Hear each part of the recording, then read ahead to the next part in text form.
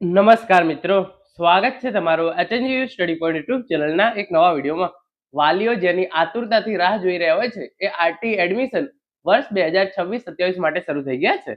તો આજના આ વિડીયોની અંદર આપણે જોઈશું કે તમે જે છે એ ઓનલાઈન ફોર્મ કેવી રીતે ભરી શકો છો, ઓનલાઈન ફોર્મ ભરવાની તારીખો કઈ છે, ફોર્મ ભરવા માટે તમારે કયા કયા ડોક્યુમેન્ટ્સ છે એની જરૂર પડશે. આરટી એડમિશન અંતર્ગત તમને ધોરણ 1 થી 8 ની અંદર, એટલે કે તમારું જે બાળક છે એને ધોરણ 1 થી 8 ની અંદર ખાનગી શાળાઓની અંદર મફત શિક્ષણ જે છે એ આપવામાં આવે છે. આમ જોવા જઈએ તો આ ખાનગી શાળાઓની ફી છે એક વર્ષની ₹50,000 થી ₹1,00,000 અથવા તો 2 થી 3 લાખ સુધીની હોય છે. અહીંયા કેટલીક સ્કૂલો એવી છે ગાંધીનગરની અંદર, એની ફી જે છે એ ₹3 લાખ એક વર્ષ સુધીની હોય છે. તો આ તમામ સ્કૂલોની અંદર ધોરણ 1 થી 8 સુધીમાં તમારા બાળકને એકદમ મફતમાં ભણાવવામાં આવે છે અને એની તમામ ફી છે એ સરકાર દ્વારા ચૂકવવામાં આવે છે. તો આજના આ વિડીયોની અંદર આપણે આરટી એડમિશન 2026-27 વિશેની સંપૂર્ણ માહિતી જોવાના છે. તો હવે શરૂ કરીએ આજનો આ વિડીયો. તો સૌપ્રથમ એક ન્યૂઝપેપર કટિંગથી આપણે શરૂઆત કરીશું. વાલીઓની આતુરતાનો અંત, 4 એપ્રિલથી આરટી માટેના ફોર્મ ભરાશે. 6 લાખની આવકવાળાને પણ લાભ મળશે.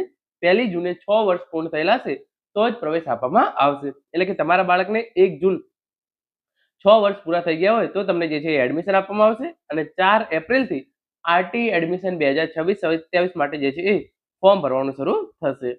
શહેરની પ્રાઇવેટ સ્કૂલોની અંદર મફત શિક્ષણ મેળવવા માંગતા વાલીઓ માટે ખુશખબર છે. શિક્ષણ વિભાગે વર્ષ 2026-27 માટે આરટી પ્રવેશની જાહેરાત કરી છે, જેમાં 4 એપ્રિલથી 17 એપ્રિલ સુધી ઓનલાઈન ફોર્મ ભરી શકાશે. આ વર્ષે મહત્વનો ફેરફાર આવક મર્યાદામાં કરાયો છે. વાર્ષિક ₹6 લાખ સુધીની આવક ધરાવતા પરિવારો પણ પ્રવેશ મેળવી શકશે. 1 જૂન 2026 રોજ બાળકને 6 વર્ષ પૂર્ણ કરેલા હશે તો જ તેઓ ધોરણ 1 ની અંદર એડમિશન લેવા માટે પાત્ર ગણવામાં આવશે. અને આ અંગેનો જે ઓફિશિયલ પરિપત્ર તમે જોઈ શકો છો. આરટી એક્ટ 2009 અન્વયે શૈક્ષણિક વર્ષ 2026-27 નબળા અને વંચિત જૂથના બાળકોને વિનામૂલ્યે ધોરણ 1 માં પ્રવેશની જાહેરાત. તો અહીંયા જે છે એ તમામ ઇન્ફોર્મેશન આપેલી છે. જે ખાનગી શાળાઓની અંદર 25% જે છે એ બેઠકો નબળા અને વંચિત જૂથના બાળકો માટે જે છે એ અનામત રાખવામાં આવે છે અને આ બેઠકોની ફી જે છે એ સરકાર દ્વારા ભરવામાં આવે છે. અનાથ બાળકો, સંભાળ અને સંરક્ષણની જરૂરિયાતવાળું બાળક, બાલગૃહના બાળકો, બાળમજૂર બાળકો, પછી એસસી એસટી તમામ કેટેગરીના બાળકો તમે જોઈ શકો છો. 0 થી 20 અંક ધરાવતા તમામ category SC ST SCBC general તથા અન્યના બીપીએલ કુટુંબના બાળકો, જે માતા પિતાને એકમાત્ર સંતાન હોય અને તે સંતાન માત્ર દીકરી હોય તેવા બાળકો માટે, અનુસૂચિત જાતિ એસસી એસટી કેટેગરીના બાળકો માટે, ઈડબ્લ્યુએસ એસસીબીસી ઓબીસી કેટેગરીના બાળકો, પછી તમે આંગણવાડીની અંદર અભ્યાસ કરેલો હોય, એટલે કે તમે 5 વર્ષ પહેલા આંગણવાડીની અંદર અભ્યાસ કરેલો હોય તો પણ તમે જે છે એ ફોર્મ ભરી શકો છો. અને જનરલ કેટેગરીના ઉમેદવારો છે એઓ પણ જે છે એ ફોર્મ ભરી શકે છે.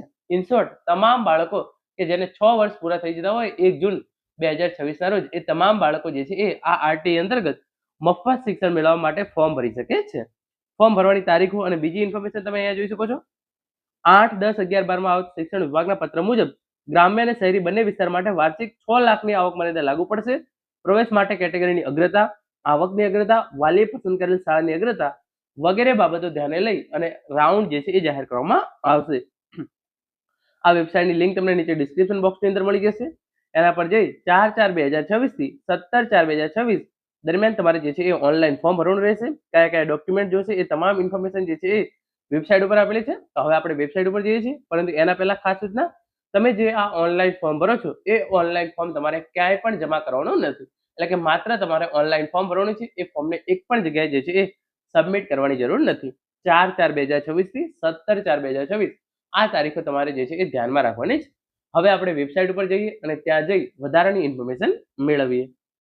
વેબસાઇટની લિંક ડિસ્ક્રિપ્શન બોક્સની અંદર આપવામાં આવેલી છે. તમે ગૂગલમાં જઈ આરટી એડમિશન ગુજરાત લખીને સર્ચ કરશો તો પણ જે આ પહેલી જ વેબસાઇટ છે એ તમારા સામે આવી જશે. તમારે સિમ્પલી એને ઓપન કરી લેવાની છે. આ પ્રમાણેનું ઇન્ટરફેસ તમારા સામે ખુલી જશે. એની અંદર તમે અહીંયા જોઈ શકો છો, નીચે આવશો, ઓનલાઈન અરજી, ઓનલાઈન ફોર્મ ભરો, જિલ્લા દ્વારા ચકાસણી, ઓનલાઈન સીટ ફાળવણી, પ્રવેશપત્ર ડાઉનલોડ કરો અને શાળામાં દસ્તાવેજો સબમિટ કરો. તો આ 5 સ્ટેપની અંદર તમારું જે છે એ એડમિશન થશે. ઓનલાઈન અરજી પ્રક્રિયા જે છે એ 4 તારીખથી શરૂ થશે. એના પછી તમે જે છે એ ફોર્મ ભરી શકશો. એના પછી આગળના તમામ પ્રોસેસ જે છે એ તમને ખબર પડી જશે. પછી તમારા દ્વારા તમારું ફોર્મ રિજેક્ટ થયું છે કે સિલેક્ટ થયું છે એની ઇન્ફોર્મેશન તમે અહીંયાથી ચેક કરી શકશો. તમને સીટ મળી છે કે નહીં, તમારું જે છે એ તમને જો સીટ મળી છે તો તમારે જે છે એ હોલ ટિકિટ પ્રમાણેનું પ્રવેશપત્ર એડમિશન ફોર્મ છે એ ડાઉનલોડ કરવાનું રહેશે અને તમારું જે શાળાની અંદર સિલેક્શન થયું હોય એ શાળાની અંદર ડોક્યુમેન્ટ જમા કરાવી અને તમારે જે છે એ એડમિશન લઈ લેવાનું રહેશે. એના પછી ફોર્મ ભરવા માટેના આવશ્યક દસ્તાવેજો, ફોર્મ ભરતી વખતે અપલોડ કરવાના ડોક્યુમેન્ટ્સ, આરટીઈ હેઠળ માતા પિતા / વાલી માટે ઓનલાઈન ફોર્મ ભરવા માટેની સૂચનાઓ, શાળાની યાદી, અરજીની સ્થિતિ, પ્રિન્ટ અરજી, એડમિટ કાર્ડ અને હેલ્પલાઇન, આ તમામ ઇન્ફોર્મેશન જે છે એ તમે ઉપયોગ કરી શકો છો. અહીંયા તમે જે છે એ કયા કયા ડોક્યુમેન્ટ જે છે ફોર્મ ભરવા માટે એની ઇન્ફોર્મેશન આપેલી છે. રાઈટ હેન્ડના પુરાવા માટે તમારે આમાંથી કોઈ પણ એક ડોક્યુમેન્ટ હોવું જરૂરી છે. વાલીનું જાતિનું પ્રમાણપત્ર, જન્મનું પ્રમાણપત્ર, ફોટોગ્રાફ, વાલીનું આવકનું પ્રમાણપત્ર, બીપીએલ કાર્ડ, વિચરતી અને વિમુક્ત જનજાતિઓ માટે જે છે એ જરૂરી ડોક્યુમેન્ટ, અનાથ બાળક માટેનું ડોક્યુમેન્ટ, બાલગૃહ માટે કયા કયા ડોક્યુમેન્ટ તમારે જરૂર પડશે એની તમામ ઇન્ફોર્મેશન જે છે એ અહીંયા આપવામાં આવેલી છે. અને જે સેલ્ફ ડિક્લેરેશન ફોર્મ છે એ પણ અહીંયા આ વેબસાઇટ ઉપર ઉપલબ્ધ કરાવેલું છે. તો આ કયા કયા ડોક્યુમેન્ટ્સ જરૂર પડશે એની ઇન્ફોર્મેશન તમારે જોઈ શકો છો. ફોર્મ ભરતી વખતે તમારે કયા ડોક્યુમેન્ટ અપલોડ કરવાના રહેશે, તો અનાથ બાળક માટે કયા કયા ડોક્યુમેન્ટ અપલોડ કરવાના, પછી તમે કઈ કેટેગરીના છો તો તમારે જે છે એ કયા કયા ડોક્યુમેન્ટ્સ અપલોડ કરવાના રહેશે એ તમામ ઇન્ફોર્મેશન જે છે એ પણ અહીંયા આપવામાં આવેલી છે. તો આ પ્રમાણે તમે ફોર એક્ઝામ્પલ એસસીબીસી અથવા તો ઓબીસી કેટેગરીમાંથી આવતા હોય તો તમારે આટલા ડોક્યુમેન્ટ જે છે એ અપલોડ કરવાના થશે. પછી આગળ જે છે એ તમામ ઇન્ફોર્મેશન આપેલી છે. ફોટોની સાઇઝ કેટલી હોવી જોઈએ, 450 KB થી ઓછી સાઇઝ હોવી જોઈએ. એકવાર ફોર્મ ભરવાનું શરૂ થશે તો આપણે વિગતવાર વિડીયો એ પણ બનાવીશું કે ઓનલાઈન ફોર્મ છે એ તમે કેવી રીતે ભરી શકો છો. તો આ પ્રમાણે તમે જે છે એ કયા કયા ડોક્યુમેન્ટ જોશે એની ઇન્ફોર્મેશન છે. પછી ઉપયોગી લિંક્સ આપેલી છે, એની અંદર શું લખેલું છે, અરજી ફોર્મ. તમે એના પર ક્લિક કરશો તો અત્યારે શું આવે છે, એપ્લિકેશન ફોર્મ ક્લોઝ. પરંતુ 4/4/2026 પછી ફોર્મ ભરવાના શરૂ થઈ જશે. તો એના પછી જે છે એ ફોર્મ ભરવાની વિગતો જે છે એ પણ આવી જશે. તો આ વાત થઈ ગઈ ફોર્મ ભરવાની. પછી એના માટે જરૂરી દસ્તાવેજો, કઈ કઈ શાળાની અંદર તમને એડમિશન મળી શકે એમ છે. તો એના માટે તમારે સૌપ્રથમ જિલ્લો જે છે એ સિલેક્ટ કરી લેવાનો છે. ફોર એક્ઝામ્પલ ચલો અહીંયા જે છે હું ગાંધીનગર સિલેક્ટ કરી લઉં છું. એના પછી તમારે જે છે એ ગાંધીનગર તમારો તાલુકો સિલેક્ટ કરવાનો છે જનરલી. પછી કયા વોર્ડની શાળાની અંદર તમે જોવા માંગો છો, તો આપણે જે છે એ અહીંયાથી ચલો ગાંધીનગર વોર્ડ 11 લઈ લઈએ. અને પછી તમે જે છે એ સર્ચ કરશો તો આ જે પણ શાળાઓ હશે એ તમામ શાળાઓ જે છે એ આવી જશે. એક જ મિનિટ, અહીંયા જે છે એ શાળાઓ હજી સુધી આવી નથી. ચલો હું બીજો જિલ્લો સિલેક્ટ કરીને તમને દેખાડું છું. ફોર એક્ઝામ્પલ ચલો આપણે અહીંયાથી જે છે એ બનાસકાંઠા સિલેક્ટ કરીએ છીએ. તાલુકાની અંદર આપણે જે છે એ ભાભર રાખીએ છીએ અને સિલેક્ટ વોર્ડની અંદર વોર્ડ નંબર 2 અને પછી સર્ચ કરીશું તો આ જે શાળાઓ છે એ શાળાઓ આવી જશે. તો આ પ્રમાણે તમારા સામે શાળાઓ આવી જશે. કઈ કઈ સ્કૂલોની અંદર તમને એડમિશન મળવાપાત્ર છે એની તમામ ઇન્ફોર્મેશન જે છે એ તમને અહીંયાથી મળી જશે. અને અંગ્રેજી મીડિયમની શાળા છે, ગુજરાતી મીડિયમની શાળા છે, એની ઇન્ફોર્મેશન છે એ પણ તમને અહીંયાથી જ મળી જશે. તો કઈ કઈ શાળાની અંદર એડમિશન મળવાપાત્ર છે એની ઇન્ફોર્મેશન છે એ પણ તમને વેબસાઇટ ઉપર મળી જશે.